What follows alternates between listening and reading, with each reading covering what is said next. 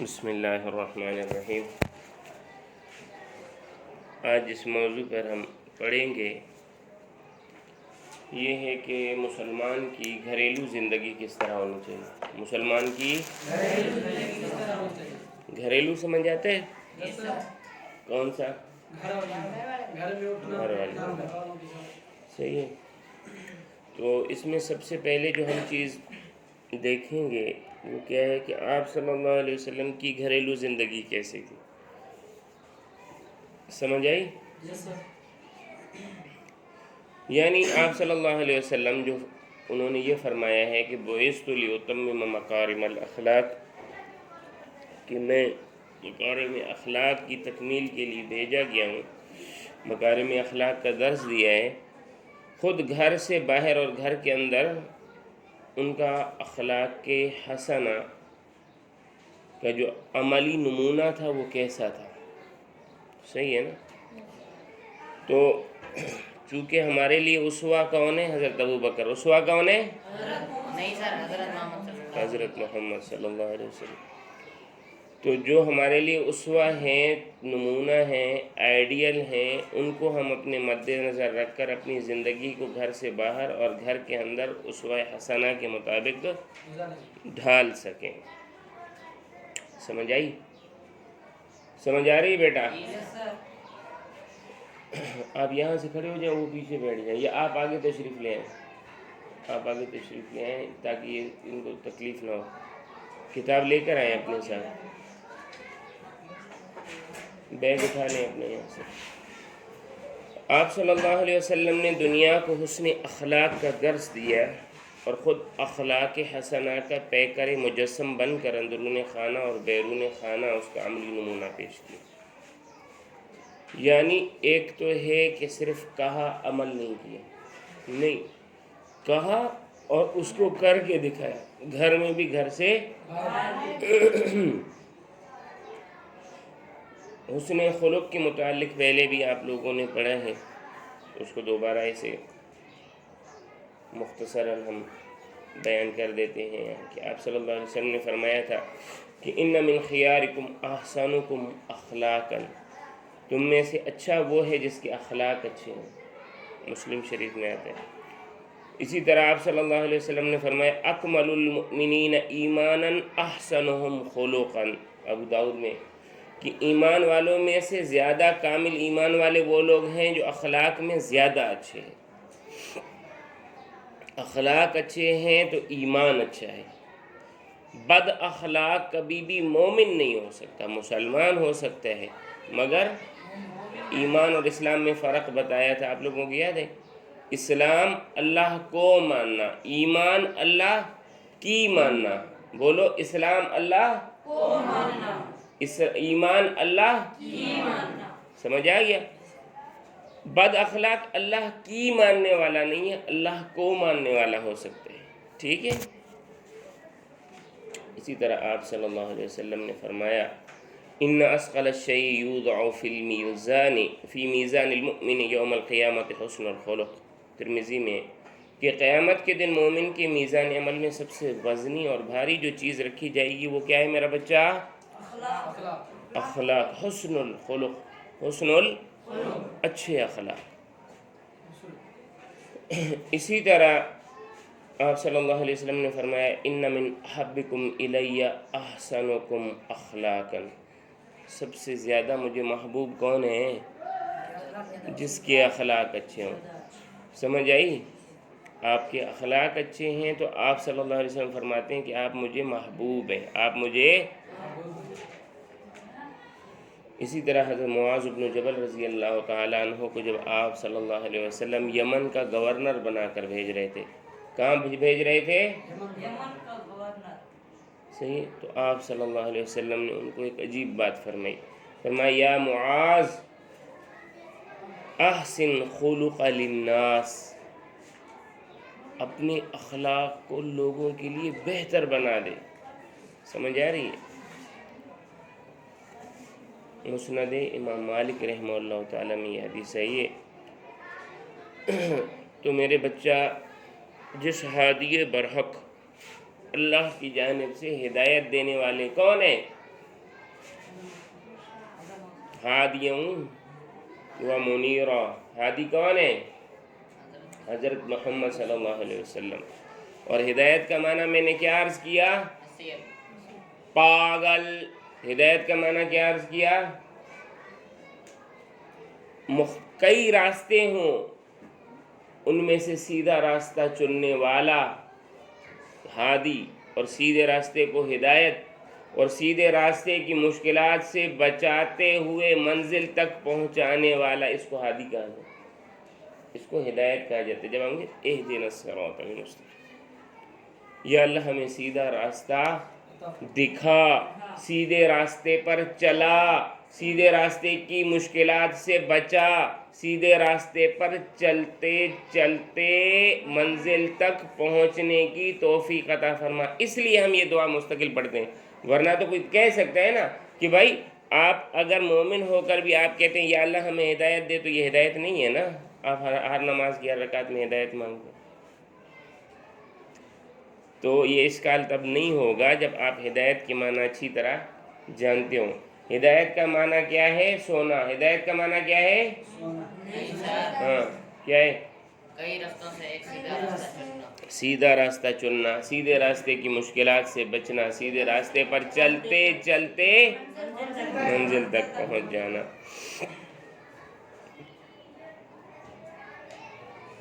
تو میرے بھائی، جس ہادی برحق نے عمدہ اخلاق کے بارے میں مذکورہ ارشاد فرمائے ہیں، خود ازواج مطہرات رضوان اللہ علیہن اجمعین، صحیح ہے، یا رضی اللہ تعالی عنہن بنات طاہرات رضی اللہ تعالی عنہن. آپ صلی اللہ علیہ وسلم کی 4 بیٹیاں ہیں. کتنی؟ 4. زینب. پہلی کون؟ زینب. او بھائی کٹھے بولو، شرم آ رہی ہے کیا؟ پہلی زینب. دوسری رقیہ، دوسری تیسری ام کلثوم، تیسری چوتھی حضرت فاطمہ. سب کے سب مسلمان ہوئے. 3 کا وصال آپ صلی اللہ علیہ وسلم کی حیات میں ہوا، اور 1 کا وصال آپ صلی اللہ علیہ وسلم کے وصال کے 6 مہینے بعد ہوا.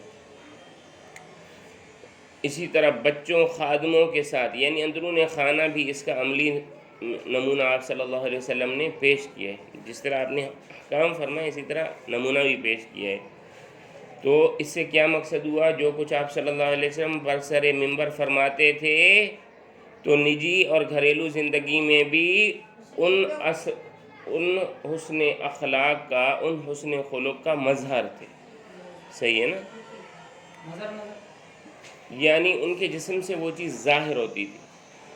مظہر ظاہر ہونے کی جگہ، مظہر جیسے مکتب تعلیم حاصل کرنے کی جگہ، صحیح ہے، منظر نظر آنے کی جگہ. سمجھ آئی؟ ٹھیک ہے بیٹا. تو آپ صلی اللہ علیہ وسلم کی گھریلو زندگی کیسی تھی؟ سمجھ آئی؟ اس سے پہلے تو ہم نے آپ صلی اللہ علیہ وسلم کے فرامین پڑھے. اب یہ ہے کہ آپ صلی اللہ علیہ وسلم کی گھریلو زندگی کیسی تھی. سمجھ آتا ہے علامہ اقبال؟ جی. نبی کریم صلی اللہ علیہ وسلم اپنی ازواج مطہرات رضوان اللہ علیہن اجمعین سے حد درجہ حسن سلوک کا مظاہرہ فرماتے تھے. ان سے شائستہ گفتگو فرماتے تھے، مسکرا کر پیش آتے تھے. سمجھے؟ غصے کا اظہار نہیں فرماتے تھے، صبر و تحمل کا مظاہرہ فرماتے تھے اگر وہ ناراض ہوتی. کتنے لڑکے آئے ہو بھائی؟ یہ بھی کیوں آئے ہو؟ کیوں اتنا تکلف کرتے ہو؟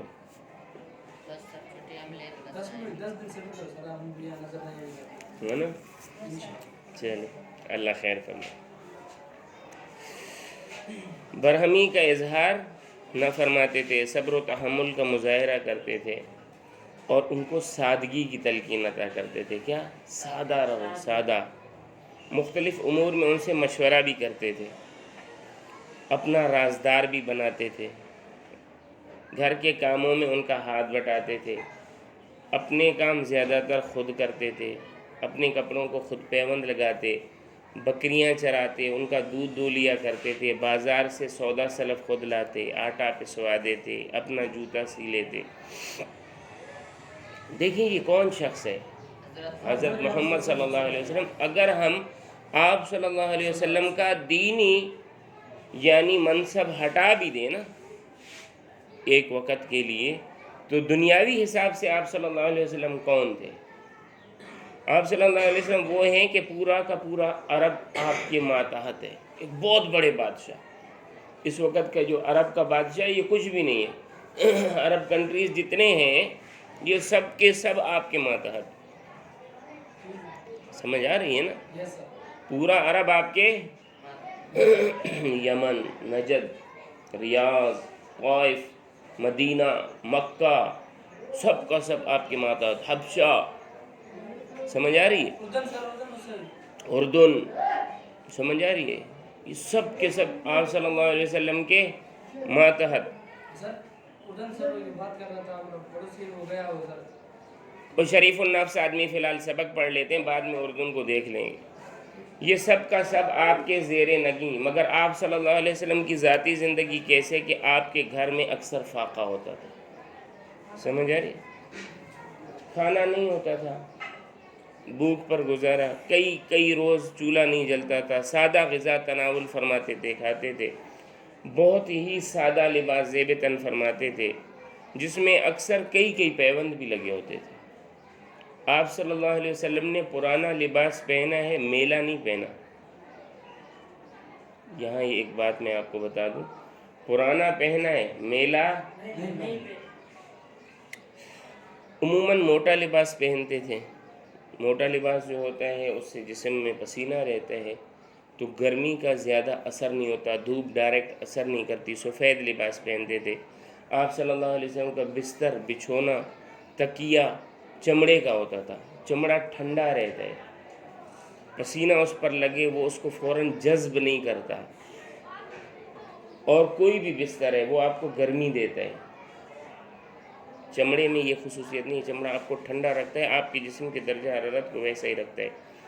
اور چمڑے کا بچھونا، اس کے اندر کھجور کی چھال یا کھجور کے پتے بھرے ہوتے تھے، صحیح ہے۔ اور کبھی ٹاٹ کا بستر ہوتا تھا۔ ٹاٹ سے مراد یہ جو کھجور سے بنا نہیں ہوتا، یہ جو مسجدوں میں جس کو پیش کہتے ہیں، پرچی، صحیح ہے نا۔ لکڑی کا پیالہ تھا، لکڑی کا، مٹی کے پیالے، مٹی کے برتن، سادہ چیزیں تھیں۔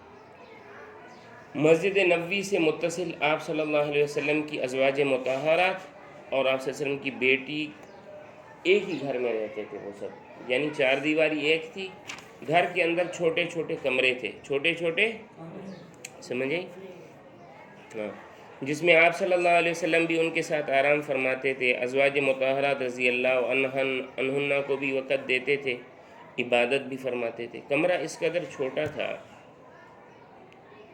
کہ امی عائشہ رضی اللہ تعالیٰ عنہ کی ایک حدیث ہے، فرمایا کہ آپ صلی اللہ علیہ وسلم جب تہجد میں سجدے کے لیے جاتے تو میرے پاؤں کو ہاتھ لگاتے تو میں پاؤں سمیٹ لیتی، آپ صلی اللہ علیہ وسلم سجدہ کرتے تھے، یعنی عائشہ سے امی عائشہ کے پیروں کی طرف کھڑے ہو کر نماز پڑھتے تھے۔ کمرہ چھوٹا۔ اس سے دوسرا مسئلہ کیا سمجھ آتا ہے، آدمی اگر آپ کے سامنے لیٹا ہوا ہو تو اس کے پیروں کی جانب کھڑے ہو کر نماز پڑھ سکتے ہیں، سمجھ آ رہی ہے؟ ذہن استعمال کیا کرو۔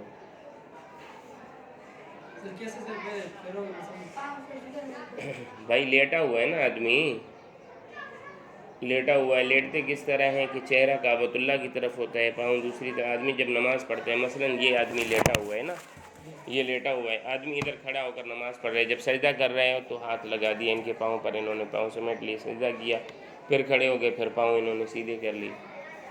سمجھ آئی چاچا؟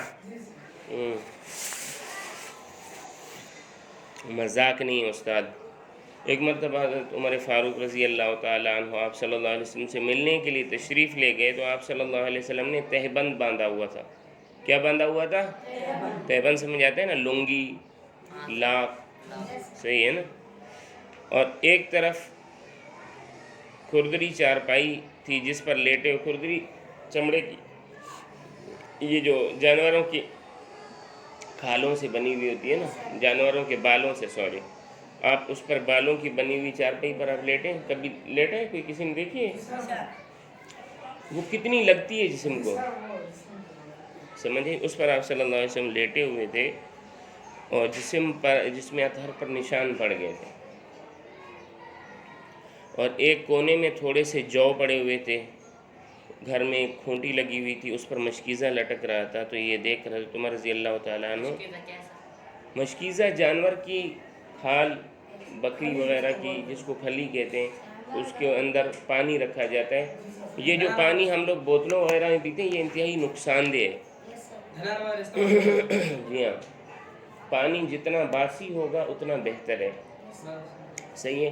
تو مٹکے کا پانی پیا کریں یا مشکیزے کا پانی کیا ہوتا ہے، وہ کھال کی وجہ سے کھال اس کو گراتی بھی نہیں ہے، اور آکسیجن اور ہوا کا اس میں گزر ہوتا رہتا ہے، جس کی وجہ سے پانی ہضم ہوتا رہتا ہے، ٹھنڈا بھی رہتا ہے۔ تو حضرت عمر فاروق جب رو پڑے تو آپ صلی اللہ علیہ وسلم نے فرمایا کہ آپ گھبرائیں نہیں، ہمارے لیے آخرت ہے، سمجھیں؟ ہاں، عقبہ یعنی آخرت، سمجھیں؟ اچھا، یہ تو آپ صلی اللہ علیہ وسلم کے گھر کے حالات، صحیح۔ بچوں کے ساتھ معاملہ آپ دیکھ لیں کہ آپ صلی اللہ علیہ وسلم بچوں سے پیار و محبت کا معاملہ کرتے تھے، اپنی تمام بیٹیوں سے محبت اور شفقت کا اظہار کرتے تھے۔ حضرت فاطمہ رضی اللہ تعالیٰ عنہ جب بھی آپ کے پاس آتی تو آپ کھڑے ہو کر ان کا استقبال کرتے، ان کی پیشانی پر بوسہ دیتے اور انہیں پاس بٹھا دیتے تھے۔ اپنے نواسیوں سے بھی حد درجہ پیار کرتے، ان کو گود میں اٹھا لیتے، اپنے کندھوں پر سوار کرتے۔ آپ صلی اللہ علیہ وسلم کی نواسی حضرت امامہ رضی اللہ تعالیٰ عنہ، حضرت زینب رضی اللہ تعالیٰ عنہ کی بیٹی ہیں، تو آپ صلی اللہ علیہ وسلم ان کو اکثر گود میں اٹھا کر مسجد نبوی میں داخل ہو جاتے تھے، صحیح ہے نا؟ تو اس سے کیا پتہ چلتا ہے، آج کل کچھ صوفیہ ہیں وہ مسجد میں بچوں کو داخل ہونے سے نہیں چھوڑتے اور ان کو لاتے مارتے ہیں اور گالیاں دیتے ہیں۔ تو جس کے اخلاق برے ہیں وہ کبھی بھی مومن نہیں ہو سکتا، سمجھ آ رہی ہے؟ ایک مرتبہ آپ صلی اللہ علیہ وسلم مسجد نبوی میں خطبہ دے رہے تھے، حضرت حسن اور حضرت حسین رضی اللہ عنہ چھوٹے بچے تھے اس وقت، تو مسجد میں آئے تو آپ صلی اللہ علیہ وسلم اٹھے، خطبہ چھوڑا، ان کو اٹھایا، اپنے پاس بٹھایا، پھر کھڑے ہو کر خطبہ دینا شروع کیا۔ سمجھ آ رہی ہے؟ یہ حسن اخلاق ہے میرا بچہ۔ خادموں سے حسن سلوک، آپ صلی اللہ علیہ وسلم خادموں سے بہت کریمانہ رویہ، بہت بخشش اور مہربانی اور نرم دلی۔ آپ صلی اللہ علیہ وسلم کے غلام تھے حضرت زید بن حارثہ رضی اللہ تعالیٰ عنہ، جو بچے بھی تھے، آپ صلی اللہ علیہ وسلم کی خدمت میں کافی عرصہ رہے۔ ان کے والدین جب ان کو لینے آئے اور کہا کہ ہمیں دے دیں، تو آپ صلی اللہ علیہ وسلم نے اختیار دیا کہ بھائی جانا چاہتے ہو اپنے والدین کے ساتھ جاؤ، اور یہاں رہنا چاہتے ہو تو اب یہاں رہو۔ تو حضرت زید بن حارثہ رضی اللہ تعالیٰ عنہ نے آپ کے مشفقانہ سلوک کی وجہ سے اپنے والدین کو کہا میں آپ کے ساتھ نہیں آؤں گا۔ ساری زندگی آپ صلی اللہ علیہ وسلم کے ساتھ رہے۔ اسی طرح حضرت انس رضی اللہ تعالیٰ عنہ آپ صلی اللہ علیہ وسلم کی خدمت میں 10 سال رہے، صحیح ہے؟ وہ کہتے ہیں کبھی آپ صلی اللہ علیہ وسلم نے مجھے سخت بات نہیں کہی، ہمیں 2 سال 3 سال ہوئے، میں نے آپ لوگوں کو بعض کو ڈانٹا بھی ہے، ڈانٹا ہے نا، ہائے چرسی میں نے تجھے بھی ڈانٹا ہے، نہیں سر، سمجھ آئی؟ مگر آپ صلی اللہ علیہ وسلم کے حسن اخلاق بڑے اعلیٰ، کبھی نہیں ڈانٹا، کبھی یہ نہیں پوچھا کہ یہ کام نہیں کیا تو کیوں نہیں کیا، کیا ہے تو کیوں کیا۔ تو بھائی بیٹا یہ جتنا بھی ہم نے پڑھا اس میں کیا ہے، آپ صلی اللہ علیہ وسلم نے امت کو جن اخلاق حسنہ کی تعلیم دی ہے نا، خود ان اخلاق کریمانہ کا عملی ثبوت دی ہے۔ آپ صلی اللہ علیہ وسلم کی زندگی کا ہر پہلو ہمیں زندگی کے ہر مرحلے پر رہنمائی کرتا ہے۔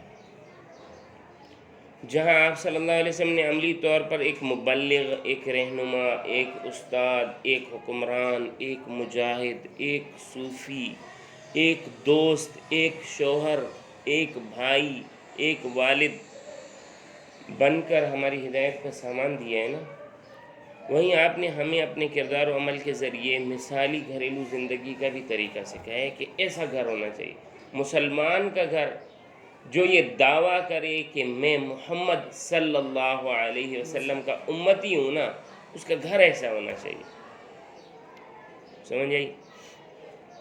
تو ہمیں آپ صلی اللہ علیہ وسلم کی گھریلو زندگی کے اتباع کر کے اپنے گھر کو کیا کرنا چاہیے؟ جنت والا گھر بنانا چاہیے۔ کون سا گھر بنانا چاہیے؟ ٹھیک ہے، اپنے گھر میں پردہ رکھیں، اپنے گھر والوں کے ساتھ ان کا کام بٹائیں، بچوں کے ساتھ ادب سے پیش آئیں، والدین کے ساتھ ادب سے پیش آئیں، خادموں کے ساتھ ادب سے پیش آئیں، اپنے اخلاق اچھے رکھیں، اپنا کام خود کریں۔ کریں گے نا انشاءاللہ؟ آپ سوئیں گے نا؟ اچھا ٹھیک ہے۔